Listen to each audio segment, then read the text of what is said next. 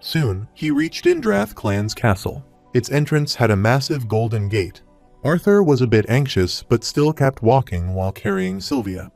The Arthur was stunned as there were no guards or watchmen at the entrance, and the man informed him that they had been watching them since they crossed over the bridge. Elder Winsome instructed the Arthur to stop chatting and went inside as they shouldn't keep Lord Indrath waiting too long. They entered the castle, which was so well designed and clean that it sparkled and shone throughout the entire castle and dazed Arthur's eyes. He was dumbfounded to see Sylvia's home, and he asked the man if he wanted to give him any last tips before meeting this almighty Lord of Lords, Sylvia's grandfather. Unfortunately, even Elder Winsome did not know what to expect because this situation was peculiar. After some time, they reached another gate outside where a man and a woman with scars on their face were standing and waiting for them.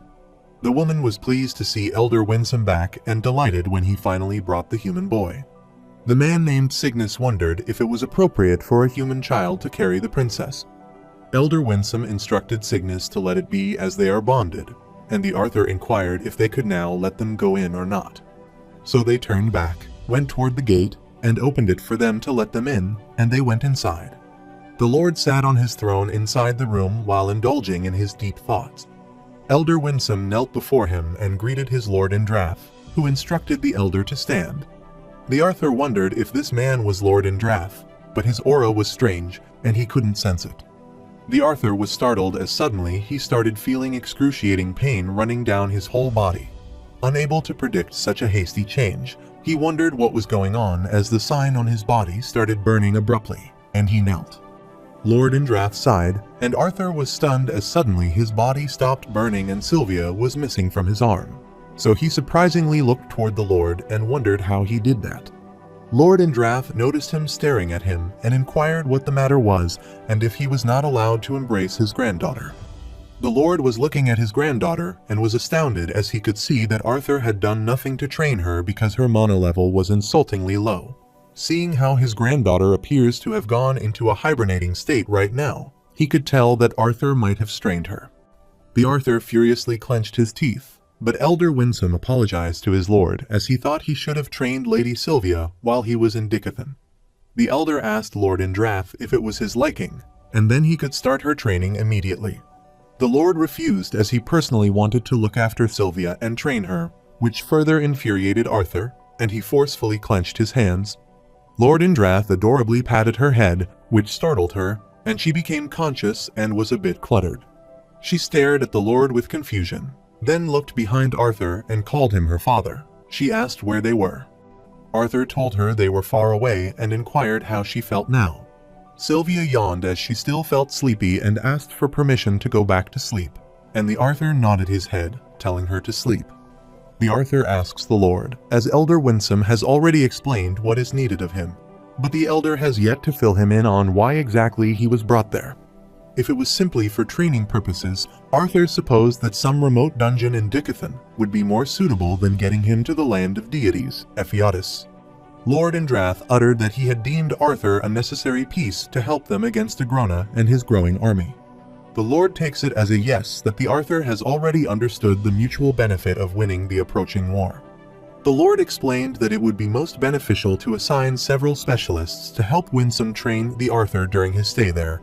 He wanted the Arthur to consider it an honor since only the most talented of the younger generations would receive the training that he would go through, and he summoned 2 girls. Arthur inquired how Lord Indrath would know when the war approached and how much time they even had before the commencement of the war. The 2 girls handed Sylvia to the Lord, and he said this was for him to worry about. He wanted the Arthur to focus on his training, and he would notify Winsome when it was time for Arthur to return to his homeland. Elder Winsome drags the Arthur away, but he is concerned and inquires about what will happen to Sylvia. The Lord clarified that his granddaughter would stay with him until her training was over. This shocked Arthur, and he wondered how long it would take and when he would see her again. Without getting his answer from Lord Indrath, Elder Winsome instructed him to leave, leaving him with no choice, so he left while Sylvia was sleeping. Later, outside the castle, the Arthur still doesn't get the point of that meeting. Although he could tolerate being judged by Lord Indrath, he wasn't prepared for Sylvia to be taken away. Elder Winsome explained that the relationship between Arthur and the Asuras was like a grudging tolerance. Because of this, their lord chose to make this meeting private, and the fact that they had no choice but to rely on a lesser being wound their pride. He assures the Arthur that he shouldn't worry because both he and Lady Sylvia would not be mistreated in their land, and both of them were very important to them. Arthur believed the words Lord Indrath said were necessary pieces in the war, but the same thing was what he guessed. Soon, they reached a place where the elder grabbed his arm and informed him that they were at the location, so he should hold on tightly. The Arthur was surprised to see the area as they had been walking for hours to train there. The Arthur was startled and started shouting as Elder Winsome threw him away, and his eyes spread out of shock when the tree trunk started covering his entire face. He was shocked and unable to understand the situation, but soon he was thrown into a different dimension. Soon after, Elder Winsome followed him and was delighted to see Cordry again. The bald man named Cordry appeared and was glad to see Elder Winsome again, and he approached them. Cordry recognized the Arthur, knowing he might be the human Arthur Lewin he had heard about. Elder Winsome introduced Cordry to the Arthur as he was his close friend and was from the Thias clans of the Pantheon Asura race, just like Aldir. The Arthur greeted him and was glad to meet him. Cordry looked at Winsome and inquired if Lord Indrath indeed granted him with the Ether Orb. Elder Winsome affirmed, which stunned Cordry as Lord Indrath had invested too much into this human. The Arthur continuously heard their conversation, and out of curiosity, he inquired what this Ether Orb was. Cordry went into the lake and uttered that his orb would help the Arthur in training immensely. He will borrow the dragon race's ability to influence Ether, a powerful element that flows through and influences the entire universe. They could use the orb to separate the body from the soul and use its power to manipulate time. But the Arthur apologized and asked what he meant because he didn't understand a word. Elder Winsome explained that, along with the orb, Lord Indrath has allowed them to use his exclusive training ground. The ether-rich liquid inside this pond will help accelerate Arthur's training and heal wounds that he will incur throughout this process. The Arthur looked behind and was startled as suddenly the water was rising from the pond and wondered what was happening. Soon, his whole body was covered with water, and Elder Winsome looked at him and smiled as if he would see it soon. The Arthur remembered that they underwent 8 hours of combat training in his previous life at the institution, followed up with 10 hours of meditation to nurture their Kai centers. There was no denying that the training was flawed, but the only useful information that instructors had taught the Arthur was the vital spots of the human body. But their techniques were a brutish, senseless way of trying to inflict damage as, because of that violent training, he coughed out blood and furiously clenched his fist. Still, he had followed the instructor's training regimen to the bone and attended all the lessons he could. He grinned, and his instructor hurriedly kicked him before he could act and move away. Before his Kai Center had cultivated, he spent those training hours losing and failing against his classmates. The Arthur couldn't believe it as it was hilarious how easily memories from the past resurfaced when they were placed in similar situations. At the present moment, he was again fighting his instructor, Cordry, trying to defend himself by blocking his attacks and covering his face, yet he got kicked, flipped, and thrown away. He fell to the ground, and as soon as he opened his eyes, Arthur was startled as Cordry was at his head, ready to punch right at his face. He turned and managed to protect his face from the attack, yet his shoulder was punched hard, which caused a fracture and bruising. The pain was unbearable for him, so he shouted. Although in the worst conditions, he didn't give up and tried to stand. His whole body was trembling. Cordry rushed to attack him while Arthur tried his best to evade his attack, but after some time, he came out of the pond as that was enough training. Due to excessive damage and severe training, he was out of breath, and his eyes spread out with the shock of being tormented like this. The Arthur tried calming himself down while his instructor, Cordry, stood aside and observed him. After returning to his senses, he wiped his mouth, looked at Cordry, and told him he could keep going. Cordry was amazed and turned toward Elder Wisdom and remarked that the human boy had admirable willpower and inquired how much time had passed this time. Elder Winsome looked at the time and informed him that it was just 5 minutes out there, so Cordry roughly estimated that it might be an hour for them. Winsome looked at the Arthur, and he informed him that the more he was forced out of the soul realm, the more time would be wasted in his training. So, even with the slowing of time, He would not be ready for the war if Arthur were expelled every few minutes like that. While setting his hair, the Arthur urged not to blame him for that. Instead, Elder Winsome should blame his friend who killed him once every few minutes. Corddry was astounded and explained that he was doing only what the Arthur could handle. Even young asuras, who don't die nearly as often as Arthur, did have a hard time coping with the stress. Yet Arthur was dealing with the sensation of dying quite well. His wonderful compliment amazed the Arthur, so Corddry suggested they continue training. They sit in the pond, close their eyes, and soon reach the parallel universe where Arthur is again poorly beaten. His whole face is swollen and bruised, and he again gets punched by Corddry. It has been over a week since Arthur started this Tortu training in what he learned was Lord Indrath's exclusive training ground. When they began, Winsome explained that he would fight Corddry in his soul state, and thanks to the Ether Orb, the pain he felt while dying would be significantly diminished. It left Arthur wondering how unbearable the pain would be in the physical realm, counting the time he spent out in the physical realm, eating, sleeping, and resting after dying too many times in the soul realm. He had spent over a few months in this grassland training with the well-tempered and patient Corddry. Corddry's attack pattern was always the same each time, but even after weeks, the Arthur was barely able to dodge. His instructor wants him to trust his body because, as long as he can, his body will be the only thing that will not fail him. After another fight, he comes out of the pond and is embarrassed, but that is just the difference in power between them. After some time, they go for another round. Arthur's eyes spread with fear as he gets attacked, and he's got a cut on his face. Then, he gets kicked by Corddry, but he manages to evade his few attacks. Corddry was delighted and applauded the Arthur, who kept up the match more extended than usual. He wants the Arthur to see past the pain his body can handle, so he doesn't want him to grow desperate and stay level-headed.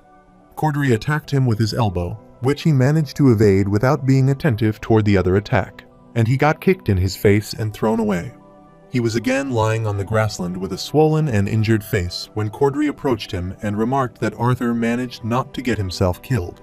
He instructed the Arthur to rest until his soul state was healed. Abruptly, Arthur's injured parts started shining, and all of his injuries healed. The Arthur stands to fight again, but Corddry instructs him to take a break from combat training for a while. The Arthur wonders what his instructors mean and inquires if he is not learning fast enough. Corddry shakes his head and denies it because the Arthur's ability to grasp and comprehend is quite frightening. Because of his stubbornness, Corddry was afraid that Arthur would break if they kept going at the current pace unwittingly. The Arthur needs clarification about knowing that he will break as he thinks the realm inside the Ether Orb will not allow him to die. Besides, Arthur felt his soul state was regenerating rapidly as long as Corddry didn't kill him instantly. He was confident he should be okay. Corddry explained that he wasn't talking about the Arthur's body, but about injuries in his mind. Currently, Arthur is experiencing constant death, but death is no longer an endpoint, but the precursor of a level of pain that even Asuras finds daunting. That kind of trauma will start to get in the way of producing the sort of fighter he was training Arthur to become.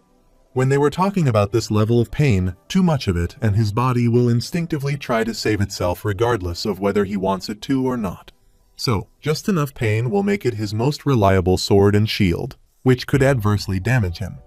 The Arthur stands after hearing this and clarifies that he is fine, so they don't need to rest, but he is startled by Corddry's horrifying aura.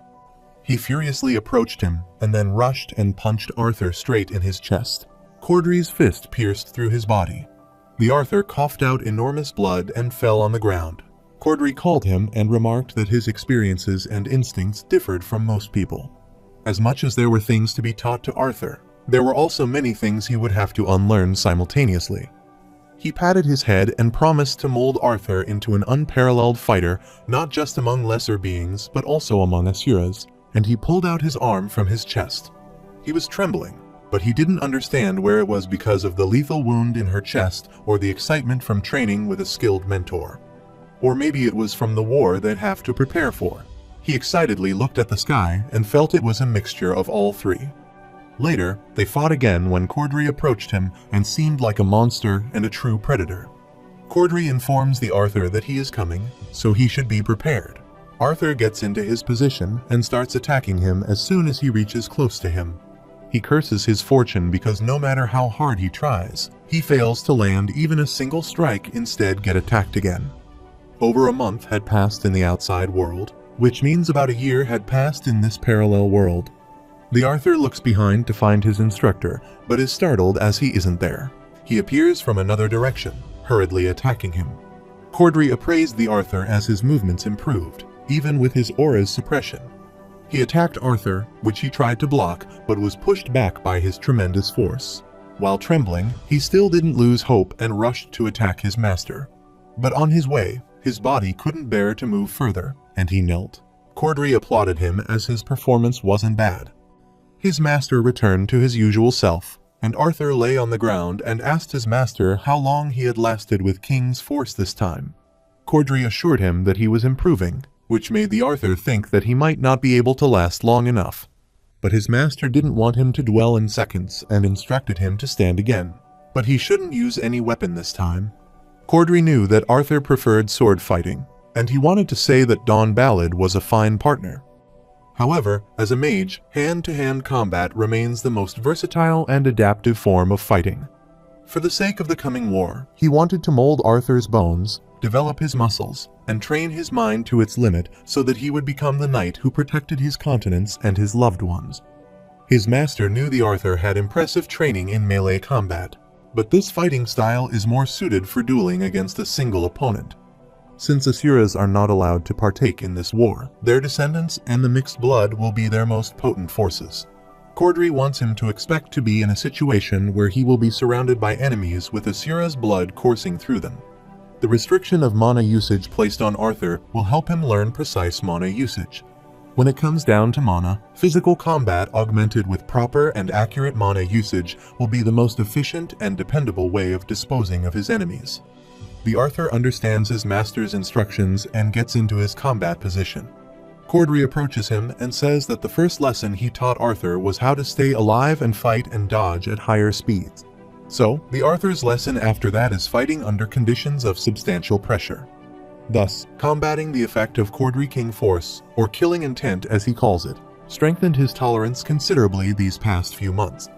But now it was the turn for his third field of focus lesson, in which his field of vision needed to be narrower and more focused. Cordry immediately rushed behind the Arthur, trying to attack, but Arthur noticed his presence behind him and immediately punched him. His master was impressed by Arthur's punch, which was a nice one, but when he again tried to punch him, his master easily dodged it. His instructor inquired how much strength he supposed he used to release a strike of that power, and if he was confident that he could do that for 2 or 3 days straight. He taught him that proper conservation and distribution of mana in prolonged battles is essential, but the same goes for the person's body. He grabbed Arthur's hand and said that mana was like a sword, a tool for him to control and utilize. His body is the centerpiece that brings the tools together to create a true warrior, and he bends Arthur's arm, hits his spine, and instructs him to defend himself with mana as he allows it. Cordry pushed the Arthur while ejecting a tremendous amount of mana that Arthur tried to tolerate for the time being, but soon, being unable to bear it, it pierced through his body, and he shouted with pain. Soon, he came out of the pond and held his head, and his master stood before him, looking at his pitiful state. Cordry was startled as he looked to the other side where his other student was standing, which delighted him as he finally arrived. The Arthur was stunned, wondering whom his master was talking to, and astounded to see a guy greeting him. The boy named Tassai apologized to his master Cordry for his tardiness. He was startled as he looked at Arthur sitting in the pond, but then turned back. The Arthur comes out of the lake and asks his master about the boy. Cordry introduces his apprentice, Tassai, his new training partner, shocking them both. Tassai was more surprised to know that he would be a partner of such a lesser being, as he thought his master wanted him to come there so he could finally get a chance to receive some individual training. Cordry assured Tassai that he would be training while he sparred with Arthur, so he instructed him to come there so they could begin. Tassai made a strange face and inquired his master what benefit would come from training with this lesser being. Cordry explained that Arthur has been receiving special training from him, so Tassai has been given the rare honor of training the Ether Orb, yet he dared to complain to his mother. Tasai refused and explained that his pupil only thought it was beneath his master to waste his time training a mere human when the Theists clan had many pupils awaiting his mentorship. Cordry sighed, looked at the Arthur, and uttered that the members of the Pantheon race all differ in their utilization of skill. What they call Force-type mana, increasing their attacks and area of influence, and his apprentice Tasai has been training in the unique arts of the Theists clan. They can adequately match their attacks by perceiving where the opponent distributes their weight and momentum to take advantage of their strength. Doing this, they use little effort to dispel their attacks and conserve their strength for when they attack. Cordry has shown him only a glimpse of this Arthur, but he wants him to train it by fighting against Tasai. He instructed Tasai to use his full strength to fight against Arthur and not worry about fatal injuries or death. He instructed Arthur not to use any mana as he had to block and deflect, and the only form of offensive maneuvers he was permitted were thrown. This shocked Tasai, as this doesn't make sense because he should be restricting him instead of the human. Cordry got tired of his pupil Tasai continuously whining and inquired if he doubted his master's judgment, which embarrassed Tasai, and he refused, saying he didn't doubt him. Since both agreed and he thoroughly instructed them, he decided to begin the match. They enter the grassland where Tasai is trying to kick the Arthur. Despite several attempts to attack Arthur using a different style, he fails. This infuriated him, so he gave a hard blow to the human boy and rushed to attack him but again failed. Their master was supervising their match. While only 7 years of age, Tasai displayed an unusual amount of talent from the beginning, enough to catch the eye of the clan elders. Yet after only a few days, and with all of the restrictions placed, Arthur slowly began to keep up. His steps, shifts, and movements were all becoming faster and sharper, as if his body instinctively pared away unnecessary movements. Cordry couldn't believe this and wondered how this was possible. He wondered how many people had fought to develop this aberrant level of perception. In Cordry's years of experience as a warrior and a mentor, he nurtured pupils who later became leading figures in the Theists clan. Still, while training this boy, Arthur introduced him to a sensation he had never felt before. After several attempts, Tasai finally landed a blow on Arthur, which he managed to block, but because of a considerable force, he was pushed back and stood firm. On the contrary, Cordry was astounded as he did not even feel emotions like excitement, awe, and pride toward himself, which continued to well up because of Arthur. There was no telling what he would become, and his longing to find out was exhilarating. He wondered if Arthur had been born in Asura, he would have been a prominent member of even the highest power echelons. The Arthur grabbed Tika's fist while being attacked and threw him back forcefully and furiously. Cordry was gloomy and felt pity as God had positioned Arthur to merely be a pawn who could be utilized until he was no longer needed. After some time, during their combat training, the Arthur is attacked by Tasai, but he overextends his punch, which helps Arthur duck under and move in. He rushed further away, where another opponent was waiting for him. She tried to kick Arthur, but her kick was too high, and she was off balance, so he decided to exploit that. Thus, evading her kick, he grabbed her other leg and pulled her down. Next was the third opponent, Turn, rushing at him. But Arthur found the gap in his attack as the boy's left hook was thrown prematurely, so he leaned his head back an inch and evaded his attack. Then, all four decide to attack the Arthur simultaneously without giving him any loose ends to evade the attack. He noticed that the strike was coming toward the face, and another kick was aimed at the ribs. He was astounded as their attacks became more coordinated. But with a few swings of his body and a few swift movements, he managed to evade their attack. Then Tasai and his comrade decided to kick Arthur simultaneously, and the Arthur planned to lower his body to dodge the kick aimed at his head and block the one aimed at the ribs. Thus, he used the force of the kick to push away from the current disadvantageous position. They assumed he might be their target now, so they rushed to attack him, but their time was up before they could land a blow. This made all of them furious as they were close enough and started complaining to their master, assuring him they could have had him if their master had given them one more minute. Cordry instructed them to quiet down as it was enough argument, as there were 4 against 1, and they still complained after being unable to land a single, solid hit on Arthur. He asked Arthur how he felt now, and the Arthur stretched his wrist and said he never felt this better. After that, the Arthur rushes to punch Cordry, but he grasps his punch, and after that, he fights Tasai and all of them. About 4 months had passed in the outside world. meaning he had trained in the Soul Realm for nearly 4 years because of the Ether Orb. Although his body had barely aged physiologically, it had gained years of muscle memory and core levels under the tutelage of Cordry. He had recently passed his 14th birthday. Just as any other day, he had spent honing his body, reflexes, and understanding of combat. He continuously fought all of them, and after a long duration of training, they were all exhausted, so they decided to rest for a while. The Arthur, Master Cordry, also helped him refine his mana to aid in combat, but he hadn't taught him anything new conceptually. He wasn't sure if it was because of the physiological differences between humans and asuras, or his master didn't want to or wasn't allowed to pass on the Thyists' clan mana arts to non-clan members. The Arthur trusted Cordry and absorbed whatever he taught instead of their peculiar skills. Later, he came out of the realm of soul and thanked them all for helping him train.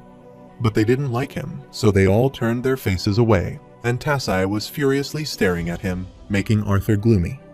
The Arthur thanked his master, Cordry, for training him until now. His master smiled and commented that it was also a treat for him. The Arthur stretches his arm to relax and asks when the next portion of their training is. But both of them were sad, which startled Arthur, and he wondered if everything was all right. Elder Winsome affirmed and uttered that they would start the next portion of training soon. It was just that Arthur had not changed. This concerned him, and he wondered what they meant by that he hadn't changed. His mana core has advanced into the latter levels of light yellow, which is almost at the complete stage. Elder Winsome explained that training under the Ether Orb could be tremendously beneficial and is strictly forbidden for use on children for prolonged periods. The time discrepancy between the two realms can cause psychological displacement if a person is not yet fully developed mentally.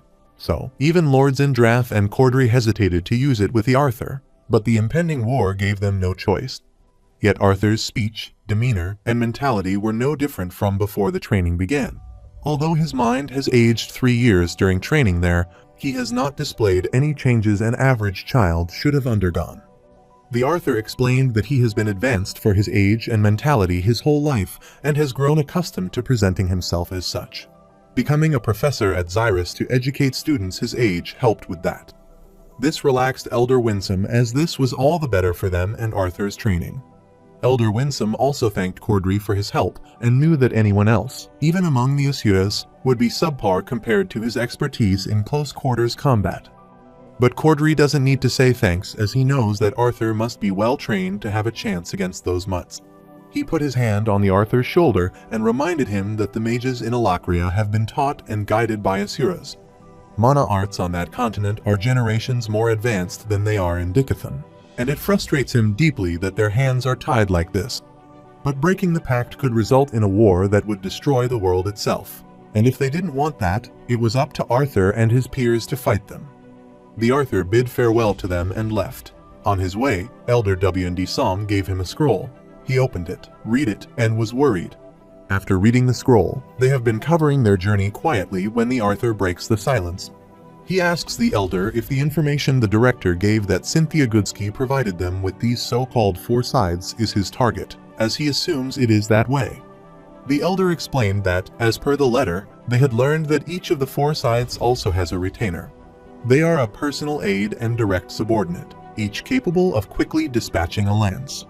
4 more were at a level even above them, and they drew a conclusion based on the horn fragment collected from the dungeon where Lancelia had been killed. But Goodsky had confirmed that it belonged to prime blood of the retainer level, and this captured Arthur's attention as he thought Director Goodsky was under a bind that prevented her from revealing information. Elder ignored this and kept going, which startled Arthur, and he assumed that the one responsible for killing Aaliyah was what they call a retainer and not a scythe. The scale of this upcoming war is when 2 continents send millions of soldiers to fight for their land. Dickathon and his family are currently safe, but he wonders how long it will be kept going with the strength of Ritra.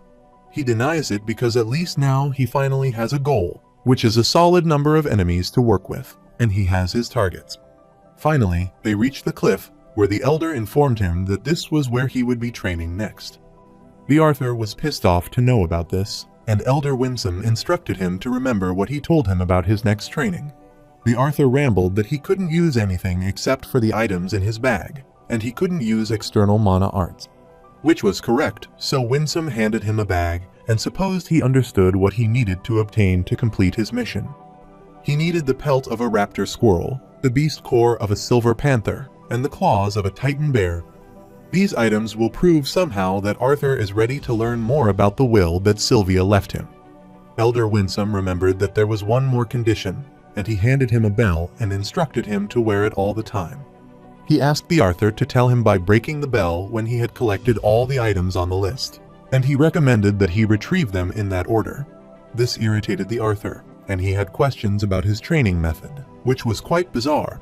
He furiously grabbed his head and then went to the cliff end. He grabbed the straps of his bag, sighed, and jumped down the cliff. Down the cliff, the raptor's squirrels were eating the nuts. As soon as the Arthur slammed down, the squirrels got scared and rushed away. The Arthur cursed the bell that he was wearing because, with his every movement, the bell rang, which pissed him off.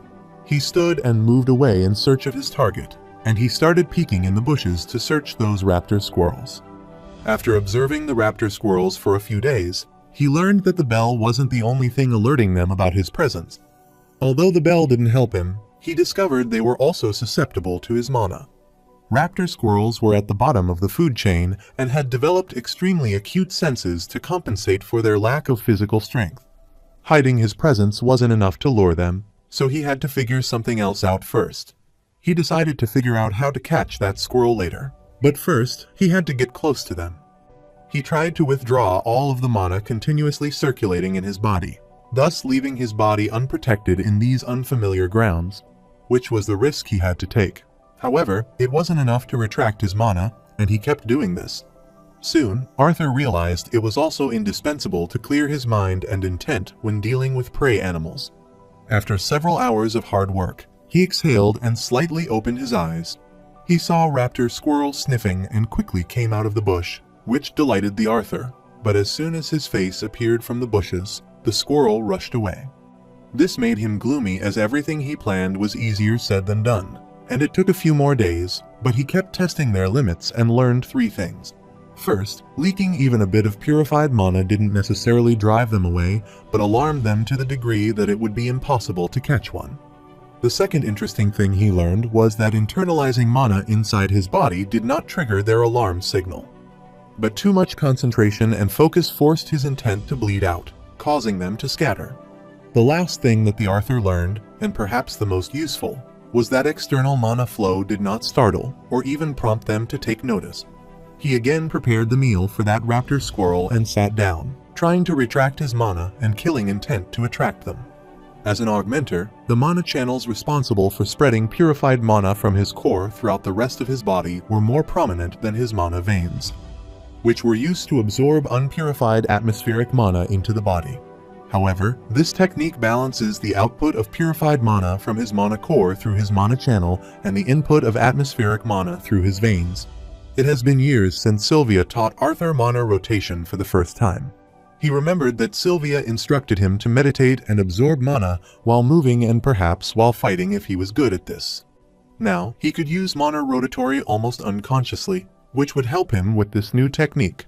With a perfect balance, he could utilize mana without anyone or anything being able to sense that he was doing so. Finally, when he opened his eyes, he saw the raptor squirrel eating the mushrooms he used to lure them. He was so delighted to succeed that he shouted happily, chasing those squirrels away. At night, he was concerned that having to resupply his mana core every few minutes slowed down his progress. But he guessed he couldn't help it. It had been many days that he had been there, and he could still barely move while maintaining the technique with that stupid bell. Before going to sleep, he had so many thoughts roaming in his head, and he wondered if Sylvie was doing any better with her training, how his family was doing, and how his sister was. But he wanted to focus on training, so he decided to jolt away all the unnecessary thoughts that would be hindrances on his way, as that was the only way he could get back to them. The following day, he marked the line and went to the opposite side, where he created a starting point. He wanted to be able to use mana in bursts and taunts on the raptor squirrels before they could react to the sound of his bell.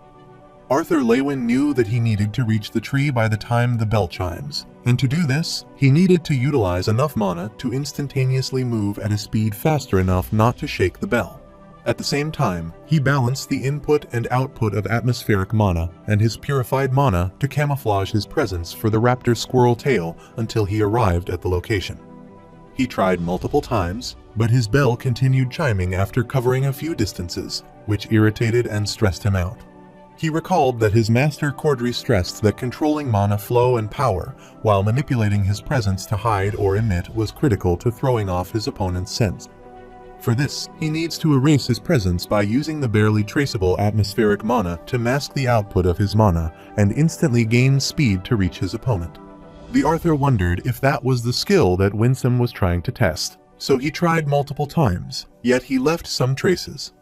After some time, the Arthur sighed and enthusiastically stared at the point he marked before him. Elder Winsome, looking at him above the cliff, wondered what that boy was planning. It had already been 2 weeks, and he assumed he had too much faith in Arthur, but thought Arthur would have been able to catch a squirrel by now.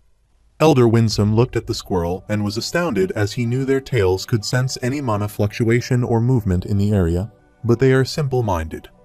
Elder Winsome thought that all that human kid had to do was erase his presence and stay motionless with some bait in his hand. But he was delighted as Arthur grasped the skill he intended to learn, and he was stunned as he saw Arthur approaching those squirrels. After some time, he reached close to them and grabbed one of the squirrels who was busy eating the bait he had prepared. Elder Winsome was dumbfounded as Arthur had just completed the first step of the Mirage Walk. For a mere human boy to grasp the fundamentals of Mirage Walk was quite unbelievable. The essence of what makes the Thyists clan reign supreme over all other clans concerning physical combat is this skill. He can't believe Arthur could get this far just by watching Cordry. He wonders how much that kid will achieve in the next 10 or 5 years,